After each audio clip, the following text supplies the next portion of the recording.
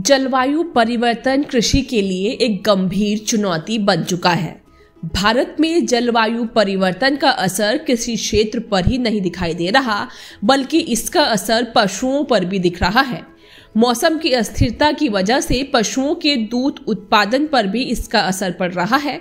इस बारे में ज्यादा जानकारी दे रहे हैं बिहार वेटनरी कॉलेज के पशु विशेषज्ञ डॉक्टर प्रमोद कुमार। जैसा कि आप देख रहे होंगे कि किसान पहले दूसरे तरीके से खेती करते थे, लेकिन मौसम जैसे जैसे बदल रहा है तो उसका असर डायरेक्ट जो है सीधा सीधा मिट्टी पे आती है। क्योंकि मिट्टी की उर्वरता शक्ति, पानी को पकड़ने की शक्ति, इन सारी चीज़ों में बदलाव हो रही है। तो किसान क्या कर रहे हैं, जो थोड़े प्रोग्रेसिव हैं, वो इन चीज़ों को आर्टिफिशियली वो मेंटेन कर ले रहे हैं। बहुत सारे जो अपने एग्रीकल्चर वाले जो वैज्ञानिक हैं उनके तदनुसार। तो इसी तरह से हम भी उनको राय दे रहे हैं कि आप पशुओं का जो पालन कर रहे हैं उसको भी थोड़ा सा बदलिए, थोड़ा आधुनिकीकरण कीजिए उसमें।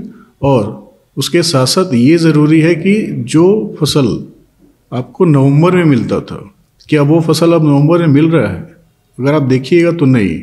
जलवायु जो बदला है इसके कारण क्या है ना, पूरी की पूरी तापमान, मौसम में जो आर्द्रता है, जो सोलर रेडिएशन जिसको हम लोग कहते हैं, सूर्य की किरण, हवा का जो बहाव है, ये सारा उसके हिसाब से बदल रहा है।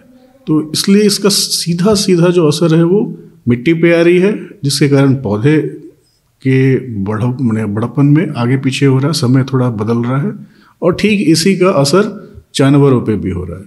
तो उसी के हिसाब से पशुओं का, अब ऐसे समझिए जस्ट एक एग्जांपल के लिए कि नवंबर का जो चारा था अब वो पशुओं को नवंबर में नहीं मिल रहा है, सितंबर में ही मिल रहा है। अब उनकी जो रिप्रोडक्शन वाली स्थिति है, जो प्रजनन क्षमता है, अगर किसी की नवंबर में होगी तो वो नवंबर में वो चीज़ तो मिलेगी नहीं, चूँकि वो फसल सितंबर में ही हो रही है।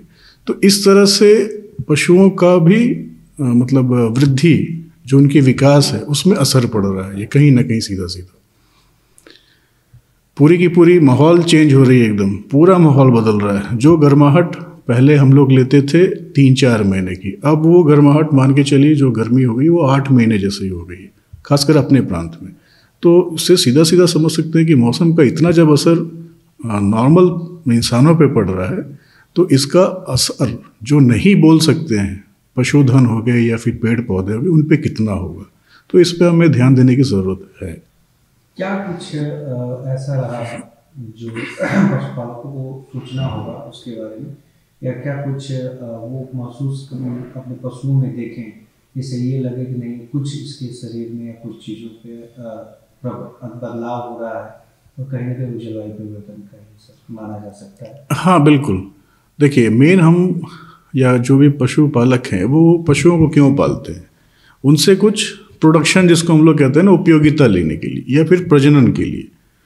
अब अगर समय पर उपयोगिता और प्रजनन तभी हो सकती है जब समय पर उनको सही चारा, सही मौसम का मिजाज, जो कहते हैं, ठंड के समय में प्रॉपर ठंड होनी चाहिए, गर्मी होनी चाहिए। ये अब नहीं है। तो इससे इनके नॉर्मल जो मेटाबॉलिक एक्टिविटी बोलते हैं ना, इस पर काफ़ी असर पड़ती है। अब ये समझ सकते हैं कि अभी जो गर्मियों में जैसे पशु क्या है, बहुत ज़्यादा स्ट्रेस में आते हैं तो ये खाना कम कर देते हैं अपने सही से सर्वाइवलिटी के लिए। जब ठंड बढ़ती है तो ये ज़्यादा खाना पसंद करते हैं, क्योंकि शरीर में गर्माहट भी चाहिए। इसी को हम लोग कहते हैं मेटाबॉलिक एक्टिविटी। अब ये कम हो जाती है। तो अब मान के चलिए कि जो 4 महीने की गर्मी थी ये 8 महीने की हो गई। ठंड जो 2 महीने अच्छे वाली थी, 2 महीने बहुत ज़ोर की होती थी, अब ये कम होके बिल्कुल 15 से 20 दिनों के लिए सिमट गई है। तो इस मौसम में आप समझ सकते हैं कि पशुओं का खाना, दाना, सारा बदलाव हो रहा है। पानी की जो वैल्यू थी पहले, पानी मतलब जो उसकी क्वालिटी थी, क्षमता थी, वो अब कहीं ना कहीं कम हो रही है। दूसरी चीज़, पशुओं में बीमारी भी बढ़ने का कारण हो जाता है। ये थी पटना से अंकित सिंह की रिपोर्ट। खेती किसानी और पशुपालन से जुड़ी ऐसी तमाम जानकारियों के लिए देखते रहें किसान तक। अगर ये वीडियो आपको पसंद आया है तो इसे लाइक जरूर करें। अगर चैनल अभी तक सब्सक्राइब नहीं किया है तो कर लें और नोटिफिकेशन पाने के लिए बेल आइकन भी दबा दें।